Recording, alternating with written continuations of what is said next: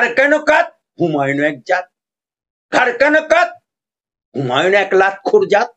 অভিষেক ব্যানার্জির কাছে টাকা দিয়ে তৃণমূলের সিমসিম খুলজা উনি তৃণমূলে প্রবেশ করেন। বিজেপির টাকা দিয়ে তৃণমূল এসেছে। ইয়াস, আয়ারাম গায়ারাম, বিজেপি তৃণমূল থেকে বিজেপি, বিজেপি থেকে তৃণমূল, আবার তৃণমূল থেকে বিজেপি, মানুষ গোহারা হারিয়ে দিল। ঠিক আয়ারাম গায়ারামদের মানুষ বিশ্বাস করে না। দাদা, মুর্শিদাবাদ নিয়ে আবার তরজা শুরু হয়েছে। বিধায়ক হুমায়ুন কবির তিনি একের পর এক মন্তব্য করছেন যা তৃণমূল কংগ্রেসকেই বিপদে ফেলছে। বলছেন যে আমাকে দল থেকে বের করে দাও, তারপরে রাজনীতি দেখাবো মুর্শিদাবাদের রাজনীতি কাকে বলে। এর মধ্যে দিয়ে কি তৃণমূল কংগ্রেসেরই কোনো কৌশল লুকিয়ে রয়েছে? আপনি যার কথা বললেন হুমায়ুন কবির,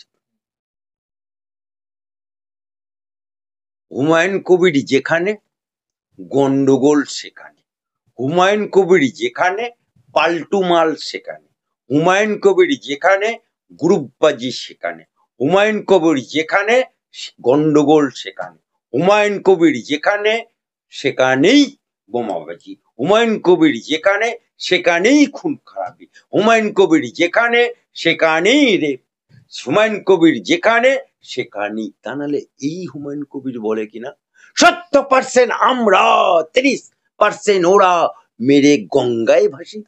ওই জীবনে কোনোদিন একটা কুকুর মেরে গঙ্গায় ভাসিয়েছে? জীবনে একটা ছাগল মেরে গঙ্গায় ভাসিয়েছে? সে আবার বলে কিনা 70% আমরা, 30% ওরা মেরে গঙ্গায়। যেটা আমার হাইকোর্টে কেস হয়েছে, যেটা এনআইএ তদন্ত হয়েছে, কেসের পিটিশনার আমি। আজকে এই হুমায়ুন পশ্চিম বাংলার বুকে মুর্শিদাবাদ যখন একটা সিটও তৃণমূল পায়নি, অথচ তৃণমূল ক্ষমতায়, তৃণমূল মুখ্যমন্ত্রী মমতা ব্যানার্জি, কিন্তু মুর্শিদাবাদে এমএলএ সংখ্যা 0, বিগ 0। যে কটা ছিল সেটা কংগ্রেসের, বাস সিপিএম এর। সেই জায়গাতে প্রথম উনার রাজনৈতিক গুরু হচ্ছে কংগ্রেসের অধীর চৌধুরী।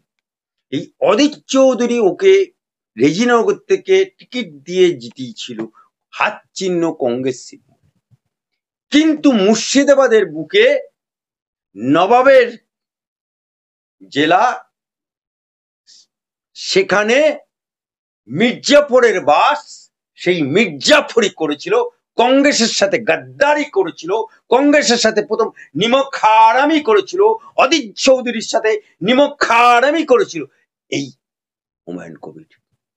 তিনি কংগ্রেসের বিধায়ক হয়ে প্রথম মুর্শিদাবাদ জেলায় তৃণমূলে যোগদান করেছিলেন, এবং মমতা ব্যানার্জি সেই তৃণমূলে যোগদান করার জন্য ওনাকে রাষ্ট্রমন্ত্রী করেছিল।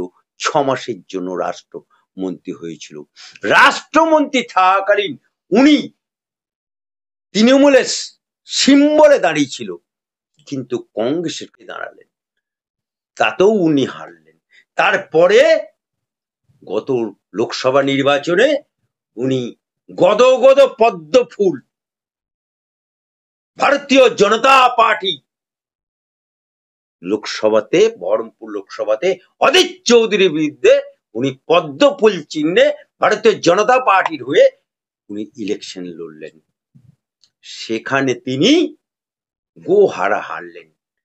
সেই লোকসভাতে ভারতীয় জনতা পার্টি ওনাকে যে টাকা দিয়েছিল আমি জানি, কারণ আমি লোকসভায় ক্যান্ডিডেট ছিলাম, সেই হিসাবে আমি জানি কত টাকা উনি পেয়েছিলেন। সেই টাকা বিজেপির কোনো বুথে না দিয়ে পুরো বান্ডিল করে হেরে উনি অভিষেক ব্যানার্জির কাছে টাকা দিয়ে তৃণমূলের সিমসিম খুলজা উনি তৃণমূলে প্রবেশ করেন। বিজেপির টাকা দিয়ে তৃণমূল এসেছে। ইয়াস, এবং টাকার জোরে বুড়ের বিয়ে হয়, ওরও টাকার জোরে তৃণমূলে প্রবেশ হয়। এবং মুর্শিদাবাদের সব থেকে শেষ প্রান্ত, অর্থাৎ তারপরেই শেষ বিধানসভা এবং তারপরেই বর্ধমান, সেই ভরতপুরে যেখানে কোনোদিন সিপিএম এর ক্যান্ডিডেট না, ওটা আরএসপির ঈদ মোহাম্মদ জিততো, সেই কেন্দ্রে উনি দাঁড়িয়ে মমতা ব্যানার্জির দয়ায় তৃণমূলের হাওয়ায় উনি জিতে গেলেন। কিন্তু ঘর কেন কাত, হুমায়ুন এক জাত, ঘর কেন কাত, হুমায়ুন এক লাতখোর জাত, ঘর কেন কাত, পাল্টুবাজ হুমায়ুন। উনি ওখানে এমএলএ হওয়ার পরে আজকে ভরতপুরে সালার ব্লক, সেখানে যে পঞ্চায়েত ভোট হয়েছিল, সেই পঞ্চায়েত ভোটে উনি তৃণমূলের পঞ্চায়েত সমিতি, গ্রাম পঞ্চায়েত, জেলা পরিষদ, টোটাল ভরতপুর 1 আর ভরতপুর 2 সালার 2 ব্লকেই অফিসিয়াল সিম্বলের যারা প্রার্থী হয়েছিল তাদের বিরুদ্ধে উনি নির্দল প্রার্থী করেন। কিন্তু খুব একটা জিততে পারেনি, কয়েকটা লিমিটেড পার্সেন্ট জিতেছিল পঞ্চায়েত সদস্য বা সমিতি, কিন্তু জেলা পরিষদে জিততে পারেনি। আজও পর্যন্ত ভরতপুরের সালারের ব্লক প্রেসিডেন্ট এক্স সুমন ওকে তাড়া করেছিল। আজকে এই হুমায়ুন এই কদিন আগে, এই মাসে, এই অক্টোবর মাসেই আজকে যখন সালারের বুকে, সালার থানার 200 মিটার দূরে একজন নাবালিকা ধর্ষিত হলো, তখন হুমায়ুন কবির কোথায় ছিল? আজকে দুদিন হলো একজন 10 বছরের বালক মাছ ধরতে গিয়ে খুন হলো সালারের বুকে, তখন উনি কোথায় ছিলেন? আজকে সালারের বুকে গত বছরে একটা মানুষ খুন হলো, 17 জন আসামি, আমার হাইকোর্টে কেস চলছে, তখন উনি কোথায় ছিলেন? আজকে যখন 70% আমরা, 30% ওরা মেরে গঙ্গায় ভাসিয়ে দেবো, শক্তিপুরে দাঙ্গা হলো, তখন উনি কোথায় ছিলেন? আজকে লম্বা লম্বা বড় বড় কথা না, উনি তো বলছেন যে মুর্শিদাবাদে, শুনুন, जो लातखोर होगा, जो पलटीबाज होगा, जो बेईमान होगा, जो निमक हराम होगा, उसको कोई विश्वास नहीं करता है। যেমন অর্জুন সিং আয়ারাম গায়ারাম, বিজেপি তৃণমূল থেকে বিজেপি, বিজেপি থেকে তৃণমূল, আবার তৃণমূল থেকে বিজেপি, মানুষ গোহারা হারিয়ে দিল। ঠিক আয়ারাম গায়ারামদের মানুষ বিশ্বাস করে না। আয়ারাম গায়ারামদের অর্জুন সিংকে যেমন ওর ব্যারাকপুর লোকসভাতে এখন ও না ঘাটকা না ঘাটকা, ধোবিকা কুত্তা, ওকেও সেরকম ধোবিকা কুত্তা বানিয়ে দেবে জনগণ। আপনি বলছেন ওকে হারিয়ে দেবে, অর্থাৎ হুমায়ুন কবির হেরে যাবেন, জিততে পারবে না, মানুষকে সঙ্গে পাবে না। সেই সময় তিনি বলছেন মুর্শিদাবাদে 20টা বিধানসভা আসনের মধ্যে তৃণমূল যে 20টা জিতছে তার মধ্যে 10ই নামিয়ে আনবে তৃণমূলকে। আর মুর্শিদাবাদে তৃণমূল কংগ্রেস জেতার পিছনে হুমায়ুন কবিরের হাত রয়েছে। তিনি তৃণমূলে আছেন বলে তৃণমূল কংগ্রেস জিতছে। মমতা বন্দ্যোপাধ্যায়ের ছবির সঙ্গে সঙ্গে হুমায়ুন কবির তৃণমূলে আছে বলে মুর্শিদাবাদের মানুষ তৃণমূল কংগ্রেসকে ভোট দেয়। বলনেওয়ালা বলবে, শুননেওয়ালা শুনবে। বলনেওয়ালা বলবে, শুননেওয়ালা শুনবে।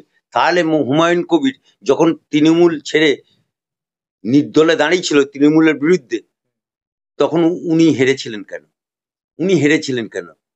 যার একগাছা লোম ছেঁড়ার ক্ষমতা নেই তৃণমূলের, তৃণমূল টাকার জোরে বুড়োর বিয়ে হয়ে ওনাকে দরজা খুলেছিল বলে উনি ঢুকেছিলেন।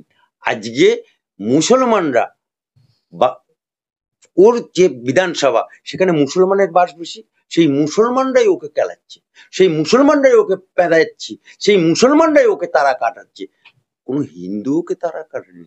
তাই মুসলমানরা ওকে গাদ্দার মনে করে, মুর্শিদাবাদের মুসলমানরা ওকে দ্বিতীয় মির্জাফর মনে করে। আর এর কারণ কি হতে পারে? আপনার কি মনে হচ্ছে যে এই ধরনের মন্তব্য করা, এর পিছনে কি রাজনৈতিক কোনো কারণ রয়েছে? 2026কে সামনে রেখে যে তিনি তৃণমূল থেকে বেরিয়ে যাবেন, তারপরে তৃণমূলকে হারাবেন, তৃণমূল থেকে বেরিয়ে যেতে চাইছেন, মাঝে এবার নতুন দল করার কথা বলেছিলেন। খালি ঘোড়া দেখেছেন? খালি ঘোড়া ঢং ঢং করে আওয়াজ হয়, ভরা ঘোড়া আওয়াজ হয় না। তা এ হচ্ছে একটা খালি ঘোড়া, ওই জন্য ঢং ঢং করে বাজছে। ভরা ঘোড়া হলে আওয়াজ দিত না। ও যদি প্রকৃত রাজনীতিবিদ হতো তাহলে ও কোনোদিনই এরকম কথা বলতো না। কিন্তু ও রাজনৈতিক ম্যাচুরিটি এখনো আসেনি, তাই ও এরকম বক্তব্য বলছে।